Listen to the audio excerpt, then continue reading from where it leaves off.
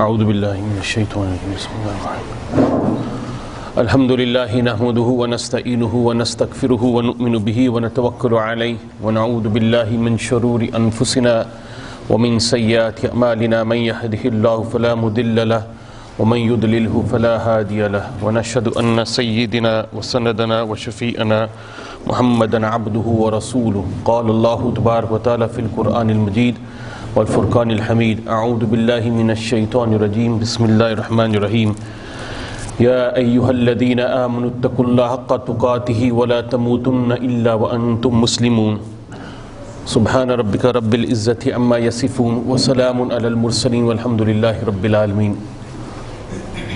Dear respected brothers, elders and sisters, in a hadith Qudsi, Allah Rabbul Izzat, He addressed Sayyidina Musa alayhi salatu wassalam, and He said to Musa alayhi salatu wassalam, I am ending the Torah on 5 things. If you practice these 5 things, you will get your fair share of the Torah. You would have practiced the Torah. If you practice these 5 things, this is a meaning that you will practice the Torah. But if you are deficient in these 5 things, you will not have fulfilled the injunction of practicing the Torah. Number 1, Allah Rabbul Izzah said to Musa alayhi salatu wasalam, I have ordained and decreed your rizq in this dunya. Until you do not see a deficiency in my treasures, until you do not see a deficiencies in my treasures, have trust. Whatever I have decreed for you, you will receive in this dunya. Have trust. Number 2,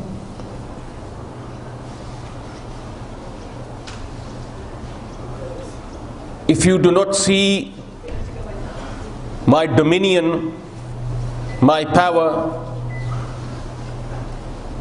my mulk, my kingdom fading away from me, then do not fear anybody. Number 3, until you do not see yourself to be perfect, until you do not see yourself to be perfect, do not search for faults in people. And number 4, until the soul is in your body, keep on fighting with the shaitan.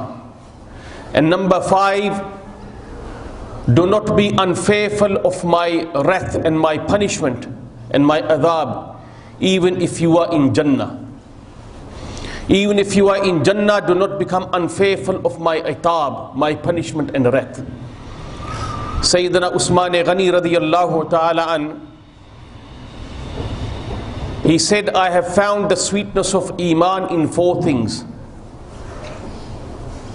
When a person experiences the sweetness of Iman, whatever that person is sacrificing for the sake of Allah Rabbul Izzat, this sweetness of Iman will suffice for that. إِنَّكَ لَن تَدَعْ شَيْئًا لِلَّهِ عَزَّ وَجَلْ إِلَّا بَدَّكَ اللَّهُ بِهِ مَا هُوَ خَيْرًا لَكَ مِنْ. The Prophet sallallahu alayhi wasallam said, إِنَّكَ لَن تَدَعْ شَيْئًا, whoever leaves anything for the sake of Allah Rabbul Izzat, إِلَّا بَدَّلَكَ اللَّهُ, Allah will replace that, مَا هُوَ خَيْرًا مِنْهُ لَكَ, with something better for him. Allah will replace that thing which he left for the sake of Allah Rabbul Izzat for something better. Sayyidina Usman Ghani radiyallahu ta'ala, he said, Allah has placed the sweetness of Iman in 4 things. Number 1, to fulfill the injunctions of Sharia. Number 2, to refrain from those things that Allah has prohibited. Number 3, to order good for the sake of Allah Rabbul Izzat. And number 5, to stop the people from evil out of the fear of Allah's wrath. Abdullah ibn Umar radiallahu an, once it is said, his ghulam servant Nafi radiallahu an, he said, early in the morning we went out to the skirts of Madinatul Munawwara just for a walk. We were there for some time. So after some time, the companions, they spread out the sufra. And as they spread out the sufra and placed the food, there was a shepherd walking by. So Abdullah ibn Umar, when he saw this shepherd, he invited him. He said, Hulumma ya ra'i, hulumma ya ra'i, fa asbi haza min as-shufra. Come and join us. Come and join us on the sufra, have something to eat. He said, Inni sa'imun. He said, I am fasting. Now the Sahaba, they would not get that impressed if someone was fasting or praying. They would even look at his ma'amalat, his dealings. The real thing, the real deal in Islam is a person's dealings, not his salah, his namaz, not his charity. It is how he treats his fellow beings, how his ma'amalata with other people, if he is good. So Abdullah ibn Umar wanted to test him. So he said, Atasumu fi haza fi misli haza al-yawm shadidu samumuhu wa anta fi haza al-jibal wa anta tar'i fi haza al-ghanam. He said to this shepherd, look, you are fasting and it is such a hot day and the air is so hot as well, and you are in the middle of nowhere on this mountain grazing these sheep. When the shepherd heard this, he said, yes, I am preparing for that day when a person will not have any opportunity to do anything. So whatever I am doing for that day. I am preparing for that day. This dunya is darul amal. He said, all right. He said, look, why don't you sell me 1-2 goats? You got a big flock here, why don't you sell me 1-2 goats? We'll pay you handsomely, and on top of that, we will give you some meat for your iftar. He said, look, these goats and this flock is not mine, it is my master's. And I cannot give without his permission. Abdullah ibn Umar radiallahu ta'ala said, look, at the end of the day, your master is not here. And even if you go back and say, look, I lost 1-2 sheep, no big deal. This is a common occurrence. When shepherds do go out to the mountains, they do lose 1-2 sheep, 1-2 goat, no big deal. You can say, I lost 1-2 goat. He walked up to Sayyidina Abdullah ibn Umar, turned around and raised his finger and he said, Ayn Allah. He goes, where is Allah then? When Sayyidina Abdullah ibn Umar heard this reply from the shepherd, he experienced a fits of frenzy and he started to say, Ayn Allah, Ayn Allah, Ayn Allah.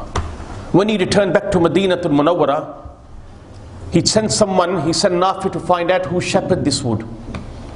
So Nafi went and he came back and informed Abdullah ibn Umar, he is so-and-so's shepherd.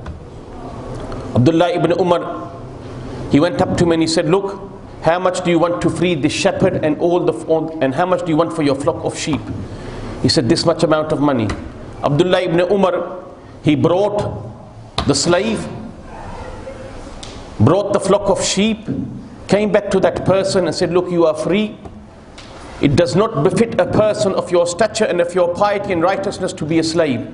And he goes, as a present I give you this flock of sheep.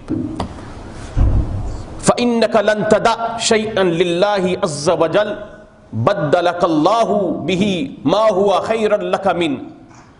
Didn't Allah Rabbul Izzat fulfill this hadith of the Prophet of Allah, that whoever leaves something for the sake of Allah, Allah will give better? Before this instance, he was a slave and he owned nothing. After the fear of Allah Rabbul Izzat, he did not sell 1 goat. And how did Allah reward him? That Allah gave him freedom and Allah made him the owner of all the flock of sheep. Abdullah Sayyidina Umar radiallahu ta'ala, it is said, Abdullah ibn Zayd ibn Aslam radiallahu ta'ala, he says once, my dear respected brothers,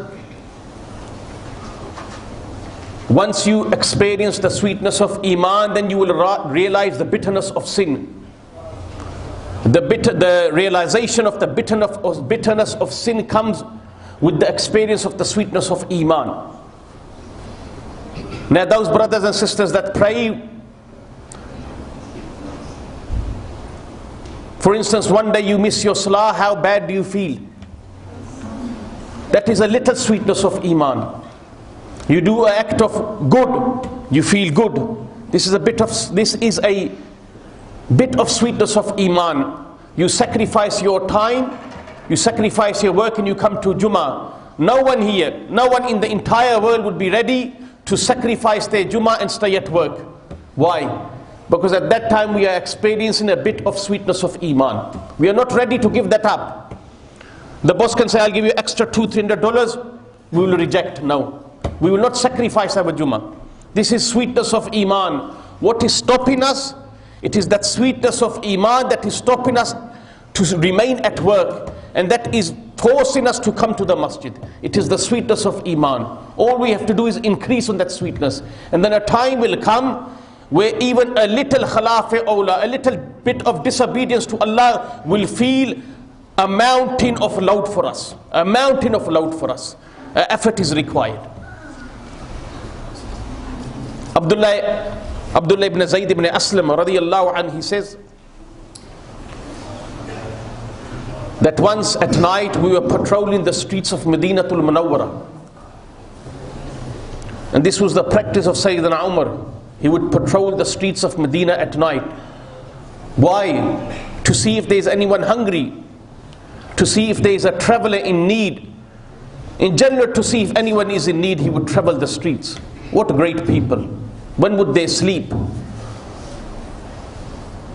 It's a question, when would Sayyidina Umar sleep? Would he sleep after Fajr? He cannot sleep after Fajr. To sleep after Fajr is against the Sunnah anyway. And then once the sun rises, Sayyidina Umar hasn't got time to sleep, because this is the time people come to Sayyidina Umar. They used to come to the Prophet of Allah, and they used to present their cases, present their problems. Or the Prophet used to discuss matters with the Sahaba after Ishraq. So when would Sayyidina Umar sleep? All night he's doing gasht. It is said regarding the great Sahabi Tamim Dari radiyallahu anhu, he is amongst those Sahaba that saw the Dajjal. It's a lengthy hadith in Mishkatul Masabi. Tamim Dari once, it is said he forsaked his tahajjud prayer. He could not wake up for his tahajjud prayer. He missed it. And tahajjud prayer is not farz, but tahajjud prayer is the light of the qabr. The light of the qabr is your tahajjud prayer. If you want light, if you want your grave to be illuminated, where will we find this illumination and this light? It is in tahajjud. Whoever keeps their nights alive with the remembrance and zikr of Allah, Allah will keep Allah Rabbul Izzat will enlighten their grave. So one day, maybe he was extremely tired, who knows? Allah give us the tawfiq to perform Salatul Tahajjud. This is a time where there is no one watching, no one looking. It is you and your Rabb. This is a time where Allah descends to the first sky, and He says, is there anyone to ask forgiveness so I can grant my forgiveness? Is there anyone to ask provision so I can provide them their provisions? Is there anyone to supplicate whatever case matter they have so I can fulfill their need? This is the time Allah comes down to the first sky. In Ramzan, the first sky, outside the month of Ramazan, Allah comes to the seventh sky. In Ramzan, to the first sky. Outside the month of Ramazan, the rest of the 11 months, to the seventh sky.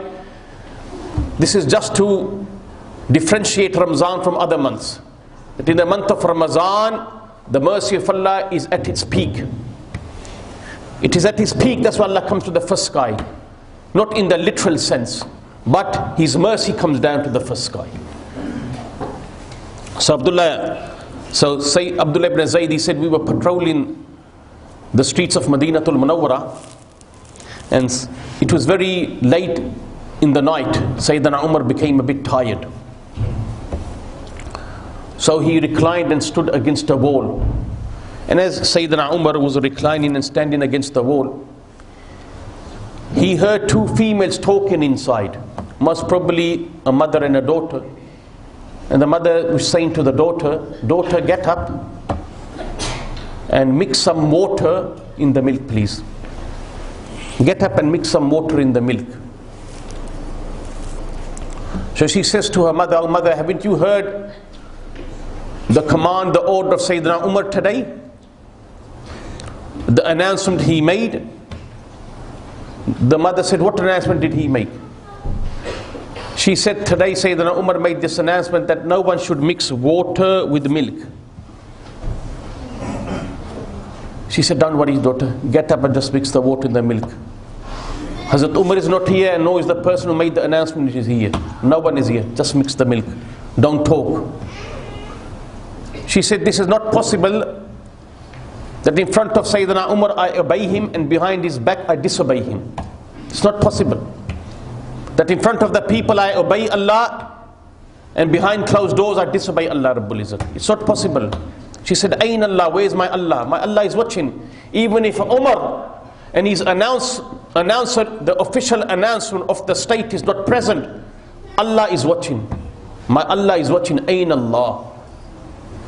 When she gave this reply, Sayyidina Umar said to Abdullah ibn Zayd ibn Aslam radiyallahu anhu, mark this house and don't forget this house. You got to come back in the morning to find out who was saying this and who this was saying and who this was being said to. You got to come back to this house and inform me. So leave a mark here somewhere. So he left a mark, and Sayyidina Umar went ahead. They left this place and went ahead. After a little while, dawn broke.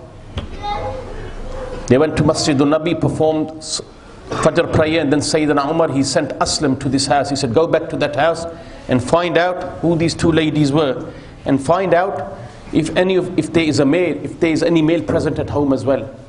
So Aslam goes and he finds out, and he comes back with the news, and he says to Sayyidina Umar, the lady that was saying mix the water in the milk, that was the mother, and who she was saying this to was the daughter. And the daughter, she is not married, she is a virgin. So Sayyidina Umar, he called his sons, and he says, sons, any of you want to get married? He goes, if I had this tahriq, if I had this inclination, if I had the strength and the power, your father would have superseded all of you. He wouldn't even ask you. But does any of you want to get married? Abdullah said, father, I am married. Abdul Rahman said, I am married. Only Asim was left. Asim said, oh father, I am not married. Sayyidina Umar said, all right then, if you are willing to get married, I've got a proposal for you. He said, no problem father, I'm ready to accept. They sent a proposal to that girl, she accepts. They get married, she gives birth to a daughter. That daughter gives birth to another daughter, and then she gives birth to Umar bin Abdul Aziz radiyallahu anhu. This is the high lineage of Sayyidina Umar bin Abdul Aziz. He was from this protege. That this lady, this girl, for 1 second, she considered Allah Rabbul Izzat, and from her progeny, Abdullah ibn Umar bin Abdul Aziz was born. Everyone has heard, or most probably has heard of the great muhaddith, Abdullah ibn Mubarak radiyallahu anhu, the Shaykh of Imam Bukhari and the pupil of Sayyidina Imam Muhammad rahimahumullah. It is said he was a slave, and he used to work in a garden. The slave, a true slave, is that person that humbles himself in front of Allah. That's why if you read the history of Islam, the people that have excelled the most are those people that were initially slaves and then freed. Because they have this trait in them to surrender. It is not a job for them. It is not difficult for them to surrender. Because all their life they have surrendered in front of their master. Now all that has happened is the master has changed. It has become Allah. It is easy for them. That's why all the work you see, there were more than 40 people on the bench on Imam Sayyidina Imam Azam's bench. The majority of them were slaves. Majority. Even the majority of the awliullah were slaves. So Abdullah ibn Mubarak's father, he used to work in a garden for somebody. One day the master came and he said to Abdullah ibn Mubarak, can you bring me a sweet pomegranate? So Abdullah ibn Mubarak, he goes to a tree He picks a pomegranate, comes back and gives it to the master. The master cuts the pomegranate, takes some pomegranate from it, and the pomegranate is bitter. So now you can see that he's frowning, but he doesn't say nothing. He says, go, I tell you to bring a sweet pomegranate, not a bitter one. Go and get another one. He goes to another tree, brings another one. The master of Abdullah ibn Mubarak cuts it, he eats it, it's bitter again. And he said, look, what type of person are you, mate? I was asking a sweet pomegranate, not a bitter one. Go. The third time he goes, he brings a third pomegranate. The master of Abdullah ibn Mubarak cuts it. The same old scenario story, it is bitter. And then he says, look, can you not differentiate between a sweet and a bitter pomegranate? How long have you been here? He goes, master, regardless of how long I have been here, I have never tasted a pomegranate from this garden. I have never taken a pomegranate from this garden. He says, why? He said, you have not given me permission. So how do I know which tree gives sweet pomegranate and bitter pomegranate? I have no clue. When he heard this reply from Abdullah ibn Mubarak's father, this hit him very hard. So he went back and he started to do some investigation. Is this true that he has never tasted a pomegranate from my garden? And when he does his investigation, he finds out, yes, whatever Abdullah ibn Mubarak's father was saying, it is true. He has never tasted a pomegranate from this garden. He has been working here many years. He was so infatuated and impressed by this action of Sayyidina Abdullah ibn Mubarak's father, he gave his daughter in nikah to Abdullah ibn Mubarak's father. And from this wedlock came Abdullah ibn Mubarak radiyallahu ta'ala. And Abdullah ibn Mubarak himself, once he was in Sham, he was writing a document and he borrowed a pen from somebody. And instead of returning the pen, he forgot and he put it with the rest of his pens and he left for Maru. When he arrived back home, hundreds and thousands of miles, when he opened his bag up and his pencil case, he found out that pen which I borrowed in Sham, I have brought that along with me. What do I do? He got back on his saddle and returned to Sham, just to return that pen which was not even worth a dirham. Why? Out of the fear of Allah Rabbul Izzat and the day of accountability. Allah Rabbul Izzat give you me the tawfiq to implement and practice. Wa akhiru da'wana alhamdulillahi rabbil alamin.